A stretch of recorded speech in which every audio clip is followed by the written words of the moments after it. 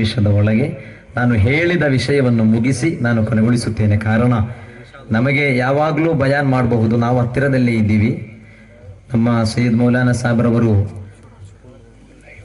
ತುಂಬಾ ಸಿಲ್ಸಿಲಾ ಯಾವುದು ಸಿಲ್ಸಿಲಾ ತುಂಬಾ ದೂರದಿಂದ ಬಂದಿದ್ದಾರೆ. ಆದ್ದರಿಂದ ನೀವೆಲ್ಲರೂ ಕಾತುರದಿಂದ ಬಯಸುತ್ತಿರುವುದು ಅವರ ಬಯಾನ್ ಆಗಿದೆ. ಆದ್ದರಿಂದ ನಾನು ಕೊನೆಗೊಳಿಸುತ್ತೇನೆ. ನಮ್ಮ ಈ ಕಾರ್ಯಕ್ರಮವನ್ನು ಕೇವಲ ಈ ಜಾಗದಲ್ಲಿ ಕುಳಿತುಕೊಂಡು ನೀವು ಮಾತ್ರವಲ್ಲ ವೀಕ್ಷಿಸುತ್ತಿರುವುದು, ಜಗತ್ತಿನಾದ್ಯಂತ ವಿದೇಶ ರಾಷ್ಟ್ರಗಳಲ್ಲೂ ಕೂಡ ಸಿಲ್ಸಿಲಾ ಮೀಡಿಯಾ ಆನ್ಲೈನ್ ಸಂವಿಧಾನದ ಮೂಲಕ ಈ ಕಾರ್ಯಕ್ರಮವನ್ನು ಎಲ್ಲ ಪ್ರವಾಸಿಗಳು ಕೂಡ ವೀಕ್ಷಿಸುತ್ತಿದ್ದಾರೆ ಎಂಬಂತಹ ಒಂದು ವಿಚಾರವನ್ನು ಕೂಡ ನಿಮ್ಮ ಮುಂದೆ ಇಡುತ್ತಾ ಇದ್ದೇನೆ. ನಾನು ಹೇಳಿ ಬರುತ್ತಿರುವುದು, ಅಬೂ ಹನೀಫ ರಲಿಯಲ್ಲಾಹು ಅನ್ಹು ಅವರೊಂದಿಗೆ ಶಾಫಿഈ ಇಮಾಮರಿಗೆ ಗೌರವವಿದೆ. ಶಾಫಿഈ ಇಮಾಮ್ ರಲಿಯಲ್ಲಾಹು ಅನ್ಹು ಅವರೊಂದಿಗೆ ಅಬೂ ಹನೀಫ ಇಮಾಮರಿಗೆ ಪ್ರೀತಿ ಇದೆ. ಹಿರಿಯರೊಂದಿಗೆ ಗೌರವ, ಕಿರಿಯರೊಂದಿಗೆ ಪ್ರೀತಿ, ಅದು ಎಲ್ಲಾ ರಂಗದಲ್ಲೂ ಕೂಡ ಕಾಣಬೇಕು. ಆದ್ದರಿಂದ ಇಲ್ಲಿ ಮದ್ಹಬ್ಗಳ ನಡುವೆ ಷಡ್ಯಂತ್ರವಿಲ್ಲ. ನಾನು ಅದಕ್ಕೆ ಒಂದು ಸಣ್ಣ ಉದಾಹರಣೆ ಹೇಳ್ತಾ ಇದ್ದೇನೆ. ಇವತ್ತು ನಾವು ಇಲ್ಲಿ ಬಂದಾಗ ನಮ್ಮ ಮೌಲಾನಾ ಸೈಯದ್ ಸಾಬ್ರವರು ಇದ್ರು. ನಾವು ಇಶಾ ನಮಾಜನ್ನು ಒಟ್ಟಾಗಿ ಜಮಾಅತ್ತಾಗಿ ನಾವು ನಿರ್ವಹಿಸಿದೆವು. ನೀವು ಅನ್ಫಿ, ನಾವು ಶಾಫಿ, ಆದ್ದರಿಂದ ಬೇರೆ ಬೇರೆ ನಮಾಜ್ ನಿರ್ವಹಿಸೋಣ ಎಂಬಂತ ಒಂದು ಮುಜುಗರ ನಾವು ತೋರಿಸಲಿಲ್ವಾ? ನೀವಿದ್ವಿ ಅಲ್ಲ? ನಾವೆಲ್ಲ ಒಟ್ಟಿಗೆ ಒಗ್ಗಟ್ಟಾಗಿ ಜಮಾಅತ್ತಾಗಿ ನಮಾಜ್ ನಿರ್ವಹಿಸಿದೆವು. ಕಾರಣ ಏನು? ನಮ್ಮಲ್ಲಿ ಷಡ್ಯಂತರವಿಲ್ಲ. ಕೆಲವೊಮ್ಮೆ ಕೆಲವು ಮಸಲೆಗಳಲ್ಲಿ, ಅದು ಇಂತಹ ಮಸಲೆ ಎಂದು ಹೇಳಬೇಕಾದ ಅಗತ್ಯವಿಲ್ಲ, ಹಲವಾರು ಮಸಲೆಗಳಲ್ಲಿ ಕರ್ಮಶಾಸ್ತ್ರದ ವಿಷಯದಲ್ಲಿ ತರ್ಕವಿರಬಹುದು. ವಿಶ್ವಾಸ ರಂಗದಲ್ಲಿ, ಅಖೀದದಲ್ಲಿ ನಮ್ಮ ನಡುವೆ ಯಾವುದೇ ಒಂದು ಭಿನ್ನತೆಯೂ ಕೂಡ ಇಲ್ಲ. ಕೆಲವೊಮ್ಮೆ ಗಂಡ ಹೆಂಡತಿಯ ನಡುವೆ ಒಂದು ಸೌಂದರ್ಯ ಗಲಾಟೆ ಅಂತ ಹೇಳುತ್ತೇವೆ ನಾವು, ಅಲ್ವಾ? ಎಷ್ಟೇ ಸೌಂದರ್ಯ ಗಲಾಟೆ ಆದರೂ ಕೂಡ ರಾತ್ರಿ ಆದರೆ ಇಬ್ರು ಒಂದೇ. ಈ ರೀತಿ ನಮ್ಮ ನಡುವೆ ಏನೇ ತರ್ಕವಿದ್ರೂ ಕೂಡ ನಾವೆಲ್ಲ ಸುನ್ನತ್ತು ಜಮಾಅತ್ ಎಂಬ ವಿಚಾರದಲ್ಲಿ ನಮ್ಮ ನಡುವೆ ಯಾವುದೇ ಒಂದು ಗೊಂದಲವಿಲ್ಲ. ಏನು ಕಾರಣ? ನಾನು ಒಂದು ಮಸಲೆಯನ್ನು ಹೇಳಿದ್ದೆ. ಶಾಫಿഈ ಮದ್ಹಬಿನಲ್ಲಿ ಸುಬಹಿ ನಮಾಜಿನಲ್ಲಿ ಕುನೂತ್ ಇದೆ, ಸುನ್ನತ್. ಹನಫಿ ಮದ್ಹಬಿನಲ್ಲಿ ಸುಬಹಿ ನಮಾಜಿನಲ್ಲಿ ಕುನೂತ್ ಇಲ್ಲ. ಅದರ ನಡುವೆ ನಮಗೆ ಗೊಂದಲವಿಲ್ಲ. ಏನು ಕಾರಣ? ಕಾರಣ ಶಾಫಿഈ ಇಮಾಮರಿಗೆ ಒಂದು ಸ್ವಭಾವವಿತ್ತು. ತಾರೀಖು ಬಗ್ದಾದ್, ತಾರೀಖು ದಿಮಶ್ಕ್, ಎಲ್ಲಾ ಗ್ರಂಥಗಳಲ್ಲೂ ಕಾಣಬಹುದು. ಶಾಫಿഈ ಇಮಾಮರಿಗೆ ಒಂದು ಸ್ವಭಾವವಿತ್ತು. ಏನು ಸ್ವಭಾವ? ಎಲ್ಲ ದಿನ, ಕುಲ್ಲ ಯೌಮಿನ್, ಎಲ್ಲ ದಿನ, ವಾರಕ್ಕೊಮ್ಮೆಲ್ಲ, ವರ್ಷಕ್ಕೊಮ್ಮೆಲ್ಲ, ಎಲ್ಲ ದಿನ ನಾನು ಅಬೂ ಹನೀಫ ಇಮಾಮರ ಮಜಾರ್ ಜಿಯಾರತ್ ಮಾಡುವುದಕ್ಕೆ ಹೋಗುತ್ತಿದ್ದೆ. ಏನು ಹೇಳ್ತಾ ಇದ್ರು ಗೊತ್ತಾ? ಇದಾ ಅರಲತ್ ಲೀ ಹಾಜತುನ್, ನನಗೆ ಒಂದು ಉದ್ದೇಶ ಈಡೇರಬೇಕೆಂದರೆ, ಶಾಫಿ ಇಮಾಮ್ ಯಾರು? ಪಾಂಡಿತ್ಯಕ್ಕೆ ಕಮ್ಮಿ ಇಲ್ಲ, ಇಬಾದತ್ಗಳಿಗೆ ಕಮ್ಮಿ ಇಲ್ಲ. ಆ ಶಾಫಿ ಇಮಾಮರು ಹೇಳುವ ಮಾತು, ಇದಾ ಅರಲತ್ ಲೀ ಹಾಜತುನ್, ನನಗೆ ಒಂದು ಉದ್ದೇಶ ಈಡೇರಬೇಕೆಂದರೆ ನಾನು ಬೇಗ ಹೋಗುವುದು ಅಬೂ ಹನೀಫ ಇಮಾಮರ ಮಜಾರಿಗೆ. ಯಾಕಯ್ಯ? ಶಾಫಿ ಇಮಾಮರಿಗೆ ಅಲ್ಲಾಹನೊಂದಿಗೆ ಕೇಳಬಹುದಿತ್ತಲ್ಲ. ಅಬೂ ಹನೀಫ ಇಮಾಮರ ಮಜಾರಿಗೆ ಯಾಕೆ ಹೋಗ್ಬೇಕಾದ ಅಗತ್ಯ? ಅಬೂ ಹನೀಫ ಇಮಾಮರ ಮಜಾರಿಗೆ ಹೋದ್ರೆ ಶಿರ್ಕ್, ಕ್ರ್ಯಾಕ್, ಕಿರ್ಕ್ ಎಂತೆಲ್ಲ ಹೇಳುವವರಿದ್ದಾರೆ. ಶಾಫಿ ಇಮಾಮಿಗೆ ಗೊತ್ತಾಗಿಲ್ವಾ? ಶಿರ್ಕ್ ಗೊತ್ತಾಗಿಲ್ವಾ? ತೌಹೀದ್ ಗೊತ್ತಾಗಿಲ್ವಾ? ಈಗ ಕೆಲವರು ಉಂಟು, ಅವರು ಓಪನ್ ಮಾಡುವ ಶಾಲೆಯ ಹೆಸರು ತೌಹೀದ್. ಅವರು ಹಾಕುವಂತಹ ಡ್ರೆಸ್ ಇದು ತೌಹೀದ್ನ ಡ್ರೆಸ್ ಅಂತ ಕೇಳಿ ಅವರು ಪರ್ಚೇಸ್ ಮಾಡೋದು. ಏನಾಗಿದೆ ತೌಹೀದ್? ಒಂದು ಬಾಳೆಹಣ್ಣಿನ ಸಿಪ್ಪೆಯನ್ನು ತೆಗೆದು ಬಿಸಾಡಿ ಬಾಳೆಹಣ್ಣನ್ನು ತಿನ್ನುವಾಗ, ಎಲೈ ಮಾನವ, ಇದು ತೌಹೀದಿನ ಬಾಳೆಹಣ್ಣುವಾ ಎಂದು ಕೇಳುವವರಿದ್ದಾರೆ. ಒಬ್ಬ ಟೈರ್ ಪಂಚರ್ ಆಗಿತ್ತು, ಒಂದು ಕಾರಿನ ಟೈರ್ ಪಂಚರ್ ಆಗಿತ್ತು. ಆ ಟೈರ್ ಪಂಚರ್ ಆದದ್ದನ್ನು ರಿಪೇರ್ ಮಾಡ್ತಾ ಇದ್ದ. ಇನ್ನೊಬ್ಬ ಬಂದು ಹೇಳ್ತಾ ಇದ್ದೇನೆ, ಎಲೈ ಮಾನವ, ನಿನ್ನ ಅವಸ್ಥೆ ಏನಯ್ಯ, ನೀನು ಟೈರ್ಗೆ ಸುಜು ಮಾಡ್ತಾ ಇದೀಯಾ?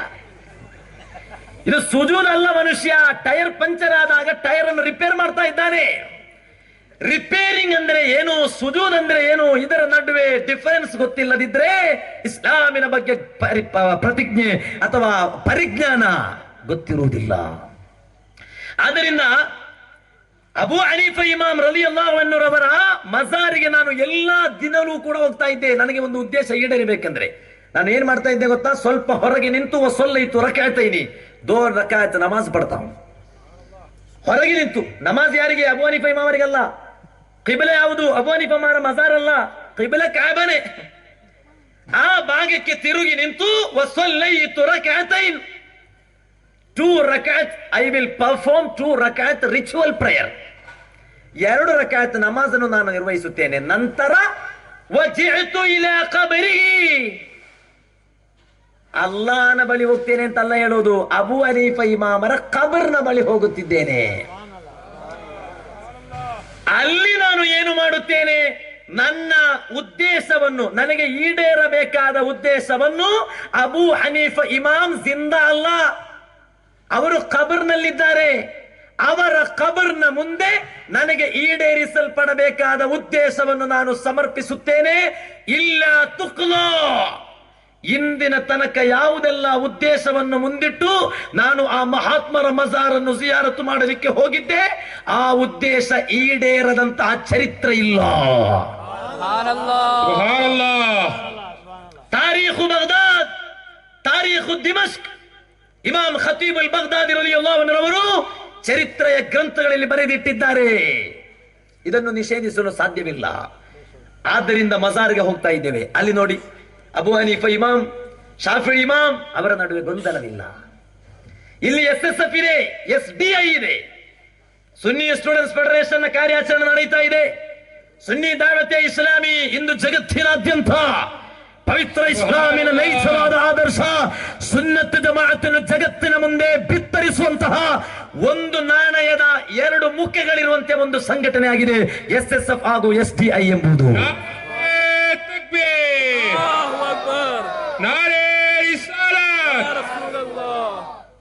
ಈಗ ನಾರೇ ತಕ್ಬೀರ್, ನಾರೇ ರಿಸಾಲ ಎಲ್ಲ ಜಾಸ್ತಿ ಆದ ಹೋದ್ರೆ ನನ್ನ 5 ನಿಮಿಷ ಕಮ್ಮಿ ಆಗ್ತಾ ಹೋಗುತ್ತೆ.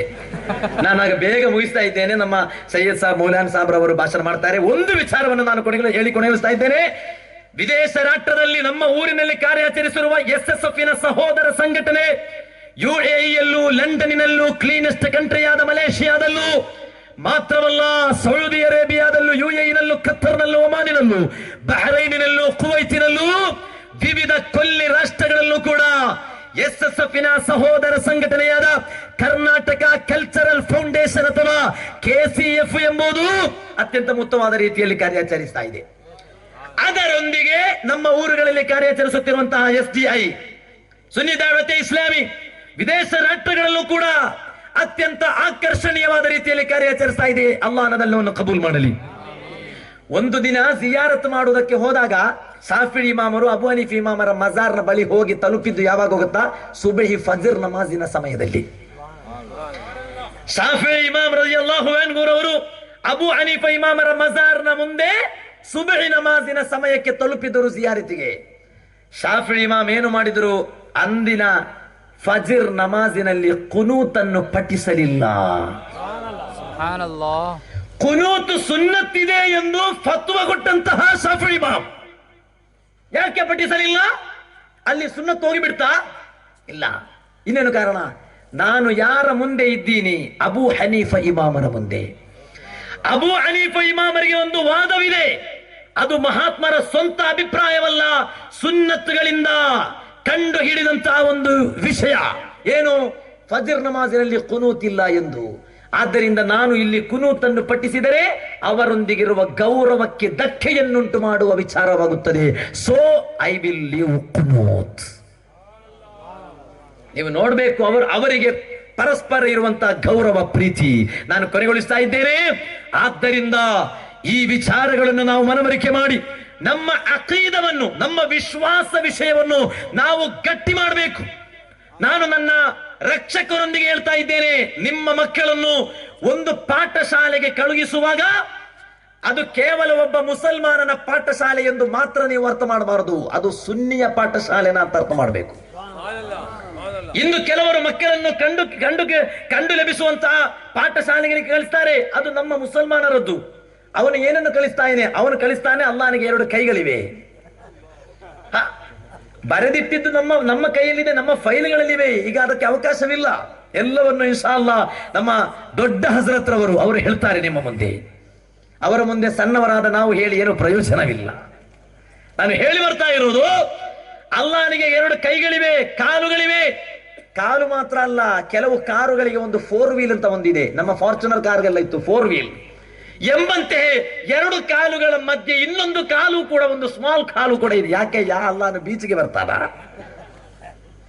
ಇದನ್ನು ಕೇರಳದ ನೂತನವಾದಿಗಳು ಅವರ ಪುಸ್ತಕದಲ್ಲಿ ಬರೆದಿಟ್ಟಿದ್ದಾರೆ. ಆದ್ದರಿಂದ ನಮ್ಮ ಮಕ್ಕಳಿಗೆ ಅಂತಹ ವಿದ್ಯೆಯನ್ನು ಕಲಿಸುವಂತಹ ಸ್ಕೂಲ್ಗಳತ್ತ ನಾವು ನಮ್ಮ ಮಕ್ಕಳನ್ನು ಕಳುಹಿಸಿದರೆ ಅವರ ಭವಿಷ್ಯವನ್ನು ನಾವು ಹಾಳು ಮಾಡುತ್ತೇವೆ. ಎಲ್ಲವನ್ನು ಕಲಿಸಿದ ನಂತರ ತಾಯಿ ತಂದೆ ಮರಣ ಹೊಂದಿ ಅವರ ಜನಾಜವನ್ನು ಮಲಗಿಸಿದ ಸಂದರ್ಭದಲ್ಲಿ ಮಗನು ಕುರಾನ್ ಪಠಿಸಲು ಬರುವುದಿಲ್ಲ. ಈ ಕಲಿಯಲಿಕ್ಕೆ ಹೋದ ಮಗಳು ತಂದೆಯ ಹೆಸರಿನಲ್ಲಿ ಕುರಾನ್ ಅನ್ನು ಪಠಿಸುವುದಿಲ್ಲ. ಯಾಕೆ? ಅದು ಸಲ್ಲದು, ಅದು ಅನಾಚಾರ. ಮಕ್ಕಳಿದ್ದು ಏನು ಪ್ರಯೋಜನ ಮನುಷ್ಯರೇ? ಆದ್ದರಿಂದ ನಮ್ಮ ಅಕೀದವನ್ನು ಗಟ್ಟಿ ಮಾಡಿ ನಾವು ನಮ್ಮ ಮಕ್ಕಳನ್ನು ಯಾವ ರೀತಿಯಲ್ಲಿ ಬೆಳೆಸಬೇಕು ಎಂಬುದರ ಬಗ್ಗೆ ನಾವು ಚಿಂತಿಸಿ, ಆದ್ದರಿಂದ ತಂದೆಗಿಂತಲೂ ತಾಯಿಗಿಂತಲೂ ಅಣ್ಣಂದಿರಿಗಿಂತಲೂ ತಮ್ಮಂದಿರಿಗಿಂತಲೂ ನಮಗೆ ಅತ್ಯಂತ ಪ್ರಸಕ್ತವಾದದ್ದು ನಮ್ಮ ಅಕೀದ. ಅಲ್ಲಾಹ್, ಪ್ರವಾದಿವರಿಯರು, ಅಲ್ಲಾಹನನ್ನು ಬಿಟ್ಟರೆ, ಪ್ರವಾದಿ ಸಲ್ಲಲ್ಲಾಹು ಅಲೈಹಿ ವಸಲ್ಲಂ ಅವರನ್ನು ಬಿಟ್ಟರೆ ಇನ್ನೆಲ್ಲರೂ ನಂತರ. ಆದ್ದರಿಂದ ಒಂದು ಮಗು ಈ ದುನಿಯಾಗೆ ಬರುವಾಗ 1 ವರ್ಷದ ತನಕ ಮಗು ಹಳುವಾಗ ನೀವು ಆ ಮಗುವನ್ನು ಹೊಡೆಯಬಾರದು. ನಬಿ ಮುಹಮ್ಮದ್ ಮುಸ್ತಫಾ ಲಾ ತಲ್ರಿಬು ಅತ್ಫಾಲಕುಂ ಇಂದ ಬುಕಾಡಿಹಿಂ ಸನಾ 4 ಅಶ್ಹುರಿನ್ ಲಾ ಇಲಾಹ ಇಲ್ಲಲ್ಲಾಹ್ ವ 4 ಅಶ್ಹುರಿನ್ ಅಸ್ಸಲಾತು ಅಲಾ ನಬಿ ಸಲ್ಲಲ್ಲಾಹು ಅಲೈಹಿ ವಸಲ್ಲಂ ವ 4 ಅಶ್ಹುರಿನ್ ಅದ್ದುಆ ಲಿವಾಲಿದೈಹಿ. ಒಂದು ತಾಯಿ ಮಗುವಿಗೆ ಜನ್ಮ ತಾಳಿದ ತಕ್ಷಣ 1 ವರ್ಷದ ತನಕ ಆ ಮಗುವನ್ನು ಹಳುವಾಗ ಒಡೆಯಬಾರದು. ಕಾಲ ರಸೂಲುಲ್ಲಾಹಿ. ಏನು ಕಾರಣ ಗೊತ್ತಾ? ಮೊದಲನೆಯ 4 ತಿಂಗಳು ಆ ಮಗು ಜಿಕ್ರ್ ಹೇಳುವುದು. ಆ ಅಳುವುದರ ಅರ್ಥ ಲಾ ಇಲಾಹ ಇಲ್ಲಲ್ಲಾಹ್, ಲಾ ಇಲಾಹ ಇಲ್ಲಲ್ಲಾಹ್. 2ನೆಯ 4 ತಿಂಗಳು ಆ ಮಗು ಅಳುವುದರ ಅರ್ಥ ಅಸ್ಸಲಾತು ಅಲಾ ನಬಿ ಸಲ್ಲಲ್ಲಾಹು ಅಲೈಹಿ ವಸಲ್ಲಂ. ಹುಜೂರ್ ಸಲ್ಲಲ್ಲಾಹು ಅಲೈಹಿ ವಸಲ್ಲಂ ಮೇಲೆ ಸ್ವಲಾತ್ ಹೇಳುವುದು ಆ ಮಗು, ಆ ಅಳು.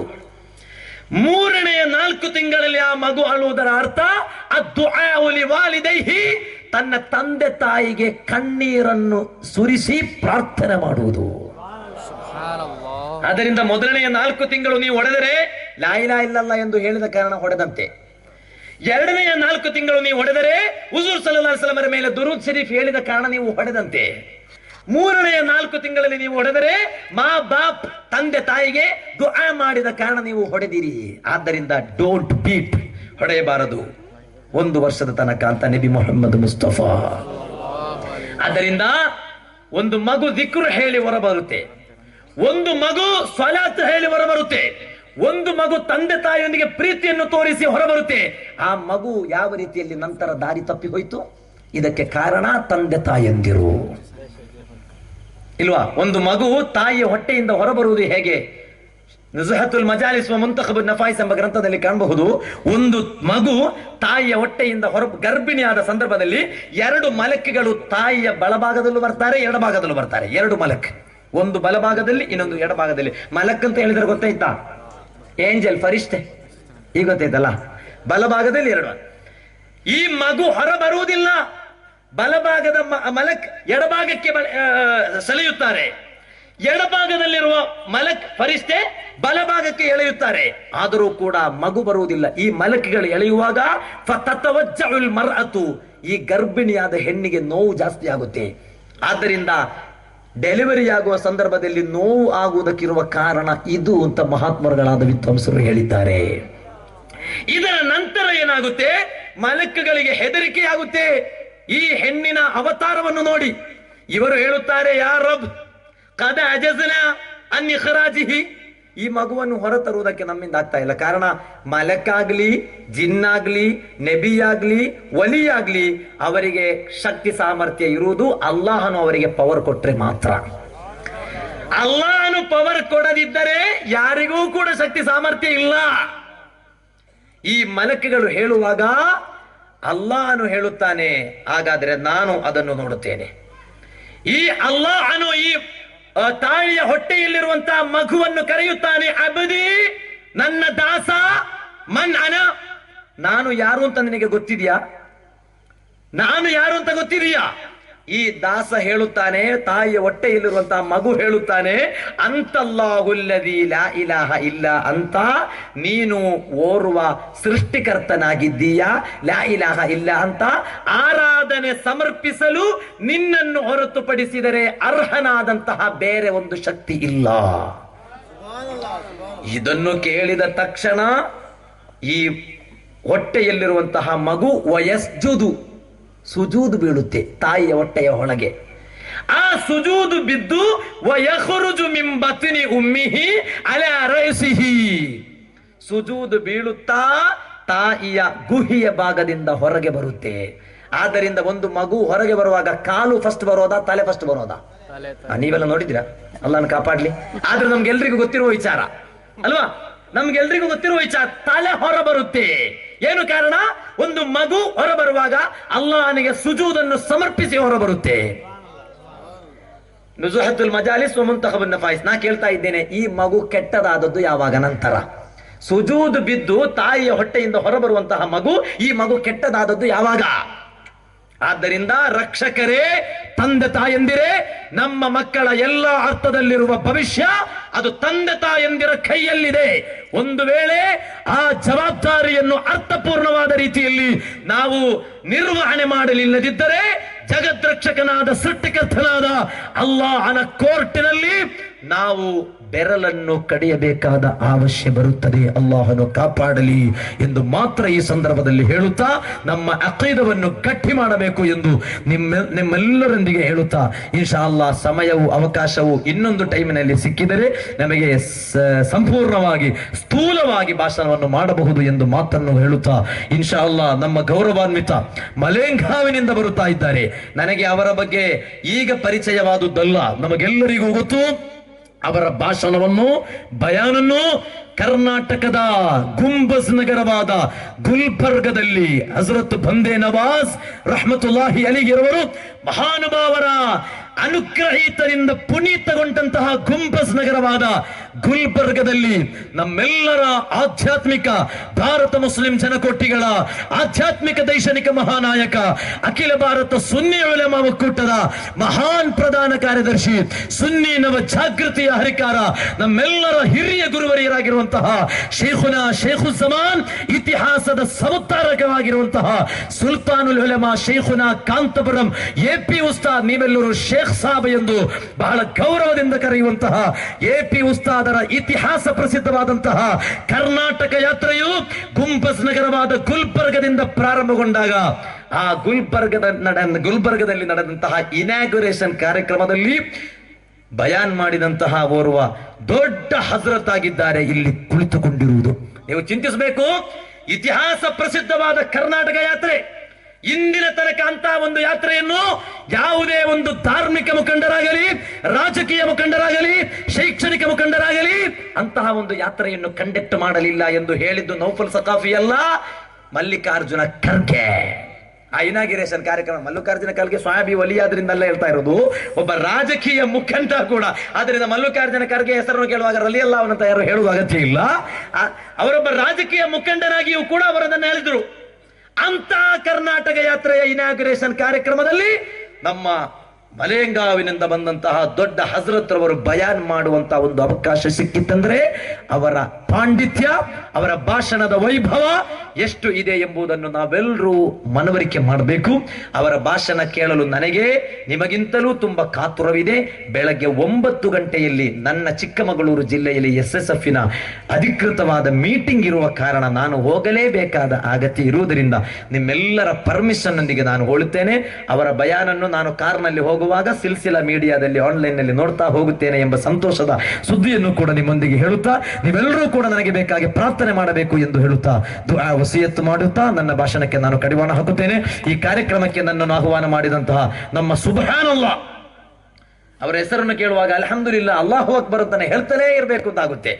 ಆ ಸುಬ್ಹಾನಲ್ಲವರವರು ಇನ್ವೈಟ್ ಮಾಡಿದ್ರು. ನಿಮ್ಮೆಲ್ಲರ ಆಶೀರ್ವಾದದಿಂದ ನಾನು ಇಲ್ಲಿ ಬಂದೆ. ಇನ್ಶಾ ಅಲ್ಲಾ ತುಂಬಾ ಸಂತೋಷವಾಯಿತು. ಇಲ್ಲಿ ಬಂದಾಗ ಒಂದು ಊಟದ ಮನೆಗೆ ಹೋಗಿ ಊಟ ಮಾಡಿದ್ದು, ಅವರ ಹೆಸರು ನನಗೆ ಗೊತ್ತಿಲ್ಲ, ಎಲ್ಲೂ ಇಲ್ಲದಂತಹ ಊಟಗಳನ್ನು ನಮಗೆ ಕಾಣಲಿಕ್ಕೆ ಸಾಧ್ಯವಾಯಿತು. ವಿಭಿನ್ನವಾದ ಡಿಫರೆಂಟ್ ಟೈಪ್ಸ್ ಆಫ್ ಫುಡ್. ಅಲ್ಲಾಹನು ಅವರಿಗೆ ಸ್ವರ್ಗದ ಉಪಹಾರಗಳನ್ನು ನೀಡಲಿ ಎಂದು ಪ್ರಾರ್ಥಿಸುತ್ತಾ, ನಮ್ಗೆಲ್ಲರಿಗೂ ಅಲ್ಲಾಹನು ದಯಪಾಲಿಸಲಿ ಎಂದು ಪ್ರಾರ್ಥಿಸುತ್ತಾ ನನ್ನ ಭಾಷಣಕ್ಕೆ ನಾನು ಕಡಿವಾಣ ಹಾಕುತ್ತೇನೆ. ವಾಖಿರು ದಅವಾನಾ ಅಲ್ಹಮ್ದುಲಿಲ್ಲಾಹಿ ರಬ್ಬಿಲ್ ಆಲಮೀನ್. ಅಸ್ಸಲಾಮು ಅಲೈಕುಂ ವರಹಮತುಲ್ಲಾಹ್.